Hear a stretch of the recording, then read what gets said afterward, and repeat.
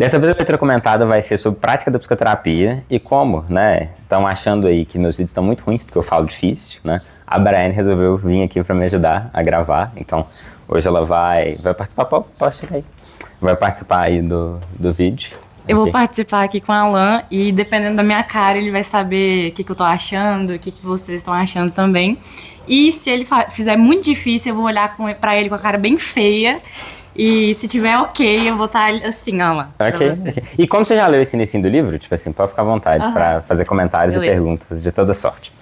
E aí, pra simplicidade, eu acho que a gente vai gravar vídeos um pouco mais curtos, enfim, eu ainda estou brincando com o formato, ainda não me decidi, né? E boa parte dos vídeos que eu gravei ainda não são acessíveis para vocês, então eu não estou tendo muito feedback, por enquanto. Mas enfim, então, dessa vez eu não vou fazer a leitura contínua dos parágrafos, eu vou pegar trechos dos parágrafos que são importantes. Então, esse primeiro vídeo vai ser a introdução, o inicinho, né? O primeiro parágrafo do Prática da Psicoterapia. Então, começa assim. A psicoterapia é um campo da terapêutica que se desenvolveu e atingiu uma certa autonomia e somente nos últimos 50 anos. As opiniões nessa área foram mudando e diferenciando-se de várias maneiras. As experiências foram se acumulando e dando lugar a diversas interpretações. A causa disso está no fato de a psicoterapia não ser um método simples e evidente, como se queria a princípio.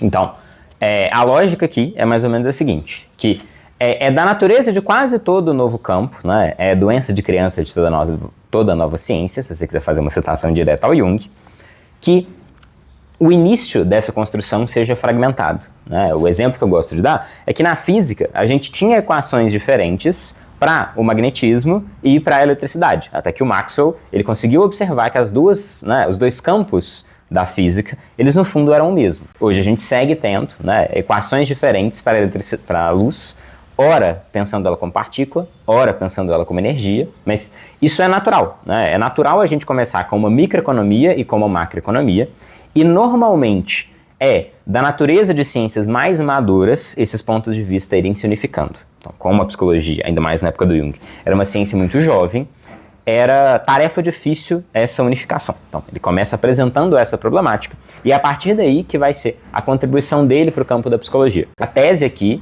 né, dos próximos 2 vídeos, vai se mostrar um pouquinho o porquê que é impreciso dizer que a psicologia analítica é uma escola de psicologia, né? Tá mais próximo de uma antipsicologia, mas a gente vai chegar lá. Enfim, pulo aqui um pedaço do texto, né, mas ainda no primeiro parágrafo. Desenvolveram-se diversas escolas e concepções diretamente opostas. E aí ele começa a dar aqui uma série de exemplos que pra gente são muito estranhos, porque a gente não conhece os clássicos da psicologia, né? Mas aqui vocês podem pensar em TCC, sistêmica, ACP. Então, criou-se uma variedade de escolas possíveis, justamente porque era possível interpretar um material de maneiras muito diversas e partindo de pressupostos e cosmovisões muito diferentes. Mas enfim, então, vou pular essa parte. Insiram aqui escolas que vocês conheçam, né? Cada uma dessas escolas, cada um desses métodos, baseia-se em pressupostos psicológicos especiais e produz resultados psicológicos específicos, dificilmente comparáveis entre si e que às vezes nem podem ser comparados. Ou seja, com calma, né? Baseiam-se em pressupostos psicológicos especiais, ou seja, para produzir uma psicologia parcial, eu normalmente começo com axiomas restritos. Eu lembro que teve uma vez, uma colega minha, né, ela gostava muito de práticas baseadas em evidência nas várias áreas da saúde, e ela achava muito interessante o TCC. Só que ela não tinha muito conhecimento sobre psicologia, e certa feita eu expliquei para ela o que era TCC. Só que eu comecei explicando do ponto de vista filosófico, porque ela é uma pessoa que gosta bastante de filosofia, e aí ela ficou assustada com o quão absurdas eram as proposições iniciais. Por exemplo, de que o paciente ele sempre tem a última palavra sobre o que está passando com ele. Isso é absurdo. Qualquer criança, qualquer adolescente sabe que isso parece uma forçação de barra. Pegar e violentar os fatos a partir de pontos de vista particular, ou mais especificamente, violentar os fatos, requerindo lá pontos de vista particulares, validade geral. A mesma coisa pode ser dita para a psicanálise. Ia ser muito estranho se literalmente toda a interpretação de sonho fosse uma realização de desejo. Isso não parece condizer com a variedade, a quantidade de matizes e cores que a gente vai ter no fenômeno humano. Então, o que acontece é que a gente parte de pressupostos especiais, né, ou específicos, se você quiser traduzir de uma outra maneira, e acaba produzindo psicologias diversas, e todas elas fragmentadas, ou seja, que dão conta só de um pedaço especular da alma humana. Então, pressupostos específicos que produzem resultados específicos e que são muito difíceis de comparar entre si. E essa vai ser uma parte legal que a gente vai trazer daqui a pouco, porque o outro projeto para pensar uma psicologia geral é o projeto da psicologia baseada em evidências, né?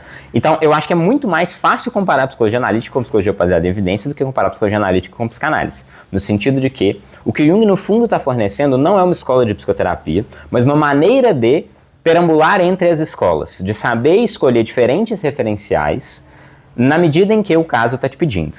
Mas, enfim, isso é para daqui a pouco. Sigo aqui no primeiro parágrafo ainda. Para os representantes de cada um dos pontos de vista, de cada uma das escolas, era, portanto, natural e mais simples considerar errônea a opinião do outro.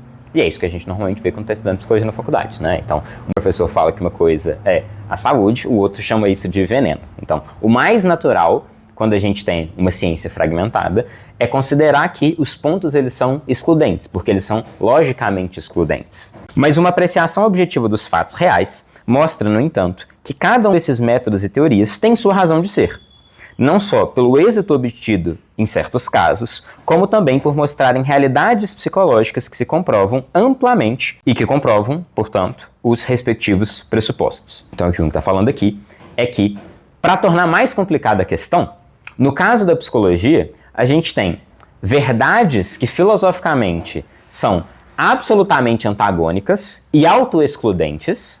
Então, ou o passado é o que explica o fenômeno, ou é o futuro. A não ser que eu acho que é o passado ou o futuro. Mas se eu digo que exclusivamente é um, essa minha terapia é excludente com outro ponto de vista. O que você quer dizer com excludentes? Porque, normalmente, quando as pessoas elas estão montando uma teoria dentro da psicologia, elas partem de pressupostos muito específicos que são, do ponto de vista filosófico, mutuamente excludentes com outros. Então, por exemplo, se eu parto do pressuposto que tudo é comportamento, eu não posso dizer que, por exemplo, né, que se eu passo, são dois pedaços que eu preciso, né, que tudo é comportamento e que o sentido que você está dando para a frase, ele é dado pela intenção que você tem, isso exclui a possibilidade do inconsciente existir. Então, a depender da maneira com que eu construo as bases teóricas da minha teoria, eu meio que invalidei as bases teóricas da outra. O problema é que, apesar de filosoficamente incompatíveis, as duas coisas dão resultado prático. Então, essa é a problemática, né? Como que é possível duas verdades antagônicas e autoexcludentes curarem, serem efetivas na prática? Mas, enfim, vou pular mais um trechinho aqui. As contradições em qualquer ramo da ciência comprovam apenas que o objeto da ciência tem propriedades que, por ora, só podem ser apreendidas através de antinomias. Então, aqui volto a fazer referência física, né? A luz talvez seja, ou para pessoas que vão viver, né, daqui a 200 anos, para elas seja muito óbvio qual que é a natureza da luz. Mas como a gente só entende as coisas com modelos mentais que envolvem partículas ou energia, e energia e partícula é autoexcludente, porque se uma coisa é partícula, ela tem uma massa, ela é res física, ela é uma coisa física, ela bate, ela vai para um lado, vai para o outro, ela acelera, ou eu entendo como energia, que não é coisa física, no sentido de coexistência, né, no sentido clássico da palavra. Portanto, esses modelos mentais, eles são muito ruins para entender a luz, porque ora eu olho para a luz e ela é energia, ora eu olho para a luz e ela é partícula. E aí eu entro em paradoxos. Não, um dos paradoxos mais famosos nesse sentido, é um jeito divertido, inclusive, de dar em cima das pessoas, né, se você tiver que utilizar de física para isso, é o seguinte: quando você está olhando para uma estrela, já estava escrito nas estrelas que eu sei olhar para ela. Porque se a luz ela é energia, isso significa que para a energia ela ir de um lugar para o outro, eu preciso de diferença de potencial. Então, se eu tenho energia gravitacional, o livro está aqui e ele cai, é porque o estado de baixo ele é mais provável que o estado de cima. A energia elétrica ela também vai, né, por diferença de potencial. Toda energia atua por diferença de potencial. Portanto, o estado do fóton no seu olho é mais provável, é mais estável do que o estado do fóton na estrela. É por isso que ela veio até aqui.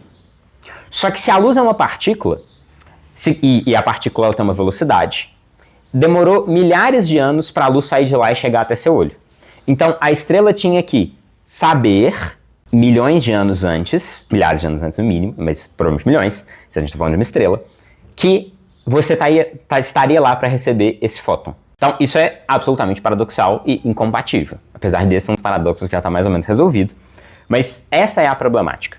Quando eu proponho coisas a partir de determinados modelos, e esses modelos, eles são modelos restritivos, eles são modelos finitos, que partem de determinados pressupostos e chegam a determinadas conclusões, eu posso ter dois modelos filosoficamente incompatíveis, mas que, na prática, compatíveis o são. Ou seja, os dois modelos explicam o movimento da luz. E a isso é dado o nome de antinomia. Então, vou fazer um breve parêntese para comentar o que antinomia significa. Então, o Jung ele vai tirar o termo antinomia do Kant, do livro do Kant, Crítica da Razão Pura. O título do livro dá uma noção para a gente do que vai estar escrito lá. É uma crítica à pura razão. Isso significa que o Kant está apresentando a impossibilidade do conhecimento puramente racional, antes do contato com o mundo, dizer sobre a realidade, ou algumas impossibilidades. E ele vai falar o seguinte, que quando eu tento fazer juízos transcendentais, ou seja, emitir juízos, emitir julgamentos sobre matérias transcendentais, estou forçando a barra aqui com a linguagem, mas é preciso o suficiente, a razão pura não consegue fazer isso, porque ela esbarra em antinomias, ela chega em contradições.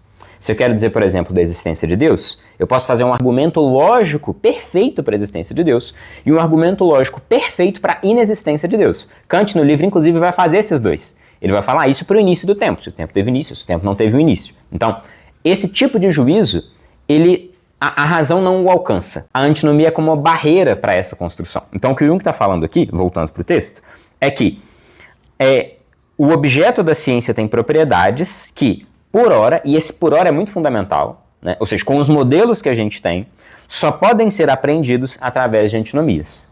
Ou seja, eu preciso sustentar, paradoxalmente, que o paciente é a única pessoa que de verdade sabe sobre a vida dele, afinal de contas, essa é a base para a ACP, por exemplo, né? Isso é muito fundamental para todas as TCCs, mas ao mesmo tempo que ele é um sujeito epistemicamente, ou seja, na aquisição de conhecimento privilegiado para dizer sobre si, também é verdadeira de maneira antinômica a psicologia do corno, em que você é o último a saber. Então, não tem ninguém mais retardado para dizer de si do que você. Não tem ninguém mais iludido do que você.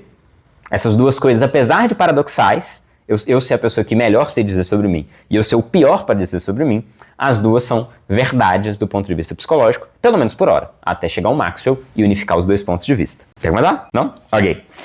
Então, seguindo. E aí o Jung ele vai dar alguns exemplos de antinomias, né? E esse é um tanto problemático, é que ele vai falar só de duas antinomias. Na verdade, na obra, ele vai explicitar apenas duas antinomias e é só nesse livro. Mas tem uma leitura comentada que já foi feita, esse vídeo já vai ter saído, inclusive, se você quiser procurar, em que ele vai dizer que essas antinomias elas podem ser aumentadas de maneira indefinida. Na verdade, quase tudo na psicologia, do ponto de vista da pura razão, e esse é um dado que é relevante, cai em antinomias. Ou seja, antes do contato com os fatos, antes de você me mostrar um caso específico, eu não consigo te dizer se o sujeito é quem mais sabe dele ou se o sujeito é quem menos sabe dele. Eu preciso de um caso concreto para decidir. Esse é o ponto da antinomia. A pura razão, ex cátedra, antes do contato com os fatos, tudo que eu tento raciocinar filosoficamente sobre psicologia acaba caindo em antinomias. Mas, se eu tenho um caso concreto em mãos, aí eu posso dizer, não, neste caso aqui, ele claramente é, do ponto de vista psicológico, um corno, por mais que a questão não seja traição. Pode ser, por exemplo, o excesso de alto valor. Mas, enfim, então, essa é que é a questão das antinomias, e é muito importante a gente ter a noção de que, apesar daqui ele só descrever especificamente duas, essas antinomias são infinitas.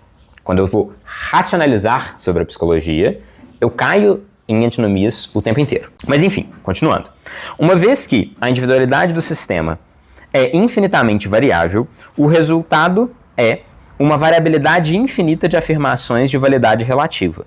No entanto, se individualidade fosse singularidade, isso é, o indivíduo fosse totalmente diferente de qualquer outro indivíduo, a psicologia seria impossível enquanto ciência.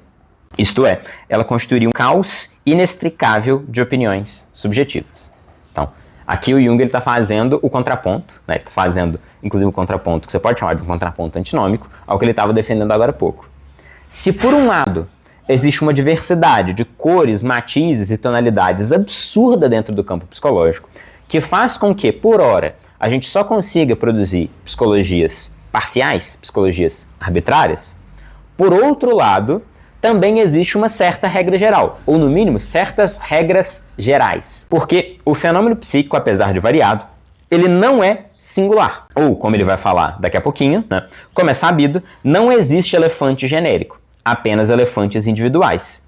Mas se o genérico não existisse e houvesse uma constante multiplicidade de elefantes, um elefante único e individual seria extremamente inverossímil. Então, essa é uma das antinomias fundamentais da psique. O individual não importa perante o genérico e o genérico não importa perante o individual. Ou seja, ao mesmo tempo que o seu paciente ele é absolutamente único, ele também é do gênero humano. E tudo que é humano não deixa de ser alheio a ele. Enfim, acabamos o primeiro parágrafo aqui, né? E aí depois a gente vai fazer a construção do resto aqui do texto.